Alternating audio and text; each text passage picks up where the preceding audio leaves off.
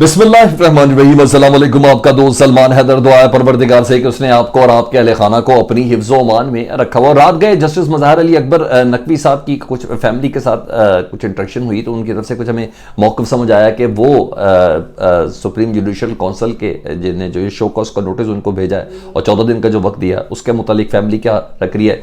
क्या सारा ये थी कि वो इस्तीफ़ा दे देंगे, फिर अपनी पेंशन और मरात लेके साइड पर हो जाएंगे। नहीं, उससे बिल्कुल मुख्तलिफ सोच रहे हैं। उसकी कुछ तफसील मैंने आपको बतानी है। नवाज शरीफ साहब के लिए कहने को बुरी खबर, लेकिन सबसे बेस्ट खबर है, उनको तमाम वो राहों से उनके वो जो कांटे हैं ना, वो उसको उठाना है। और 5 साल पुराना जो केस था, मुझे क्यों निकाला, और ये हैं वो जज साहबान, उसके हवाले से वो समाअत के लिए मंजूर कर लिया गया जी। तौहीन अदालत का उनके ऊपर केस है जी, और वो दरख्वास्त बाकायदा समाअत के लिए मंजूर की। उसकी कुछ तफसील बतानी कि दरअसल पसे पर्दा इसके हक़ाइक़ क्या हैं। और पाकिस्तान तहरीक इंसाफ ने पाकिस्तान पीपल्स पार्टी के इस बयान को बड़ा ज़बरदस्त किस्म का रिस्पॉन्ड दिया, जिसमें उन्होंने कहा कि पाकिस्तान तहरीक इंसाफ को अगर पाकिस्तान के इलेक्शंस के सिस्टम से बाहर निकाला गया तो फिर नताइज किसी को भी काबिल कबूल नहीं होंगे। दीगर कुछ अहम खबरें हैं जी। सादिक संजरानी ने शहबाज शरीफ साहब से मुलाकात की है और लाहौर पहुँचे हैं जी इस्लामाबाद से, और उस मुलाकात का मतलब काफ़ी ज़ूमानी तस्वुर किए जा रहे हैं। उसकी कुछ डिटेल्स बतानी, तो चीज़ें बड़ी इंटरेस्टिंग है जो आपका जानना बहुत ज़रूरी है। एक के बाद एक चीज़ें आपके सामने रखता हूँ। सबसे पहले जी मैं ज़रा जस्टिस मज़हर अली अकबर नकवी साहब से मुतल्लिक आपको खबर दूँ, जिन्होंने 14 रोज़ में उस शोकाज नोटिस का जवाब देना जी। और उनके ऊपर इल्ज़ाम था फरवरी 2023 में मुबैना ऑडियोज़ का, जिसमें वो दीगर पुलिस अफसरान के साथ बैठे हुए मोहम्मद खान भट्टी के मोबाइल से उनकी गुफ्तगू हो रही है परवेज़ इलाही साहब से, जिसमें परवेज़ इलाही साहब माफ़ी मांगना चाहते हैं जो उनके साथ रोड के ऊपर बदतमीज़ी की गई थी पुलिस के एक ट्रैफिक वार्डन की तरफ से, और कहा जा रहा था कि वह भी पूरा सारा प्लान था कि वो उस पर क्या करें। तो बहरहाल उन्होंने कहा तो था कि मुझसे ना मिलें, लेकिन फिर भी परवेज़ इलाही साहब आए। फिर उसके बाद जारी बात है उन्होंने इस तरह के मुकदमात के अंदर फैसले और नोट्स दिए कि जिसकी बिना पर उनके ऊपर यह बनता था। बहरहाल 2 के मुकाबले में 3 अफराद ने वोट दिया, जिसकी बिना के ऊपर उनके ऊपर ये सुप्रीम जुडिशल कौंसिल कहता है। अच्छा, मुख्तलिफ क़यास आई हैं, वो बाद में आपको बताता हूँ। अब जस्टिस मज़हर अली नकवी साहब ना सुप्रीम जुडिशल कौंसिल को ना इंगेज करेंगे, और डेफिनेटली अपने कौंसिल के ज़रिए किसी वकील के ज़रिए करेंगे, चाहे तो वो खुद भी कर सकते हैं जिस तरह काजी फ़ायज़ ईसा साहब ने किया था जी, और ताकि फिर फर्दर कार्रवाई आगे बढ़ेगी। तो जस्टिस मज़हर अली नकवी को ज़ाती हैसियत में तलब किया जाएगा। अगर कौंसिल के ज़रिए मुतमईन ना हुए तो फिर सुप्रीम जुडिशल कौंसिल उनको 14 रोज़ बाद ज़ाती हैसियत में तलब कर सकती है। तो ये चलेगा 1 से 2 महीने ये सारा मामला है। और सुप्रीम जुडिशल कौंसिल में justice Mazhar Ali Akbar Naqvi supreme judicial council की इस कार्रवाई को भी चैलेंज कर सकते हैं। ये भी उनका इस्तेहकाक है, वो सीधा जाएंगे सुप्रीम कोर्ट, और सुप्रीम कोर्ट में चैलेंज करेंगे कि सुप्रीम जुडिशल कौंसिल के जो ये अरकान हैं, जो 3 हैं, ये बाइस्ड हैं, ये टिल्ट रखते हैं और ये मेरे खिलाफ एक ज़ाती कदूरत रखते हैं, जिसकी बिना पर क्योंकि मैंने इनके फैसलों से माजी में इख्तलाफ किया और ये कर सकते हैं। तो ये उनके पास इस्तेहकाक हासिल है जी।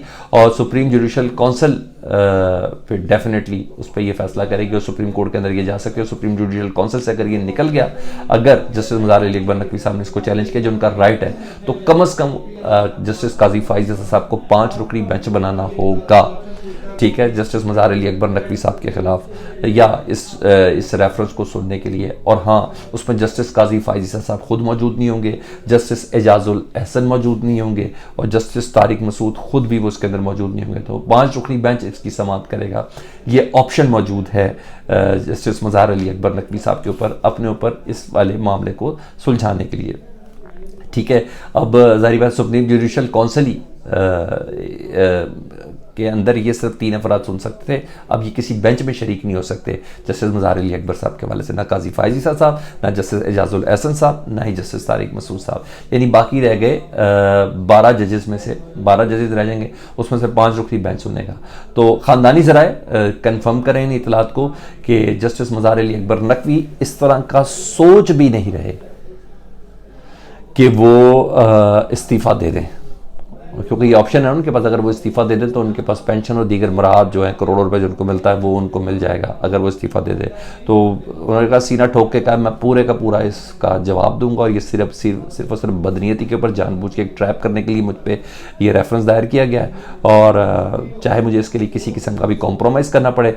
यानी मतलब है मज़हर अली नकवी साहब मुकम्मल तौर पर रेफरेंस को फेस करने के लिए जा रहे हैं। बहरहाल ये कार्रवाई जितनी भी 2 महीने, 1.5 से 2 महीने से ज़्यादा नहीं चलनी जी, और उसी के दौरान ये मुकम्मल होगी। तो ख़ानदानी ज़राए ने कन्फर्म कर दिया जी, जस्टिस मज़हर अली अकबर नकवी मुकम्मल तौर पर अपने इस केस को प्ली करेंगे सुप्रीम जुडिशल काउंसिल के इस रेफरेंस को। ठीक है, दीगर कानूनी जितनी ऑप्शन है वो सारी की सारी अडॉप्ट करेंगे।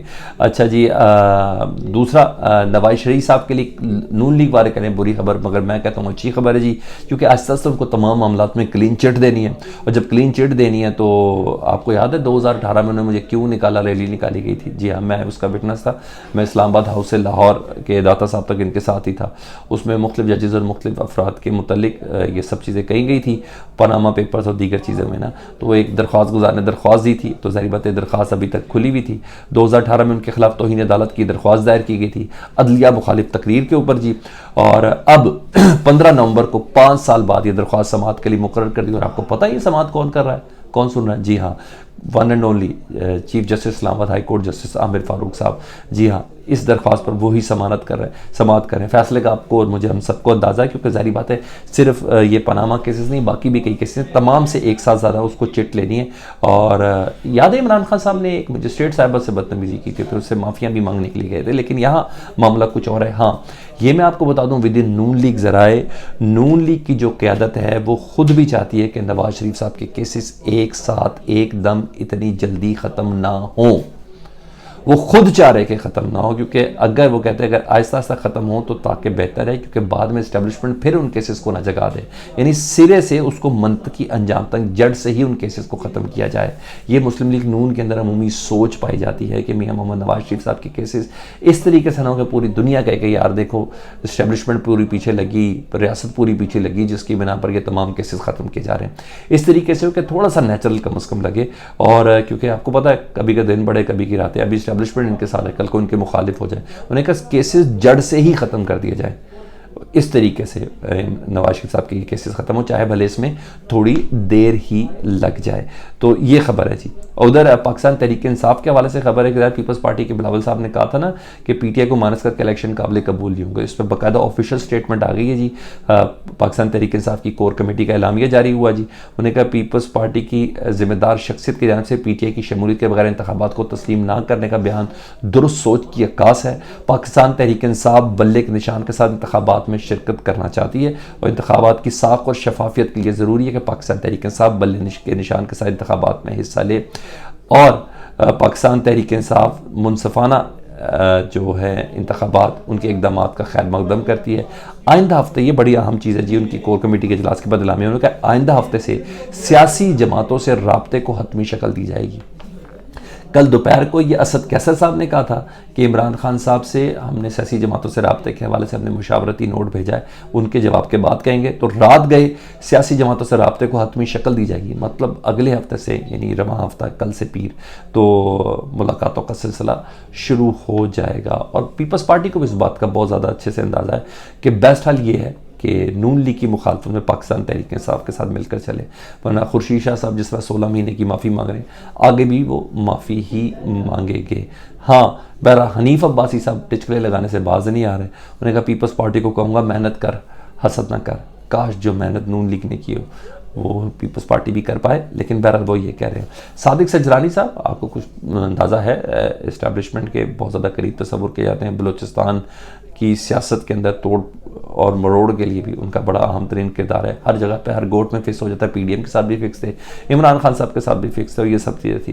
रात के उन्होंने शहबाज शरीफ साहब को मुबारक देने लाहौर पहुँचे, उनको लाहौर जलसे की कामयाब इनाकात की उन्होंने मुबारकबाद दी है। और सब जानते हैं उनकी मुबारकबाद किसकी तरफ से होगी।